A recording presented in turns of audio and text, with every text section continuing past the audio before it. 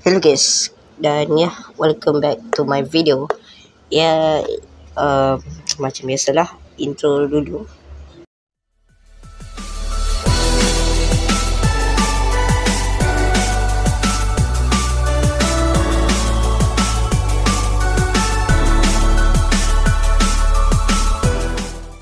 Okay, dan ya, kali ni aku akan tunjuk korang untuk cara-cara dapat add-on ataupun mod dekat Minecraft. Okay, cara dia senang saja.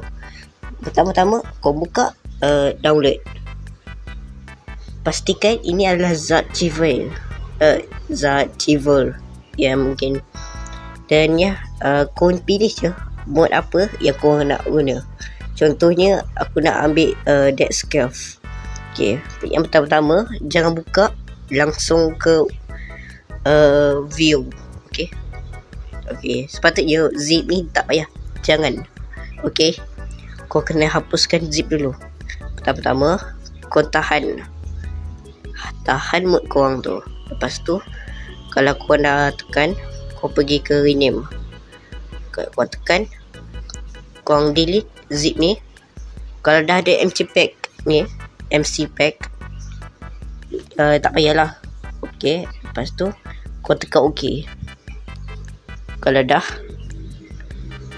dah MC pack, kau tekan klik je. Lepas tu kau tekan tanda panah.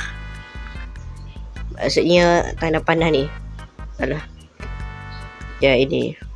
Dan kita tekan, kau tekan Minecraft, kau tekan always.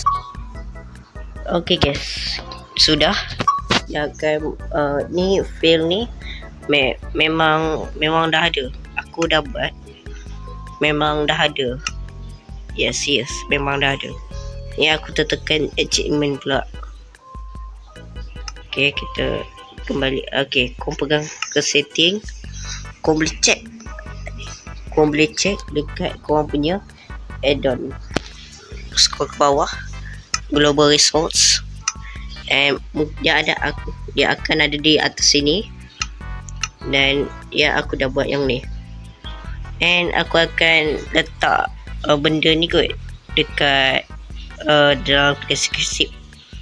Aku pun tak tahu boleh ke tak, tapi kalau tak ada tu ya memang tak boleh lah.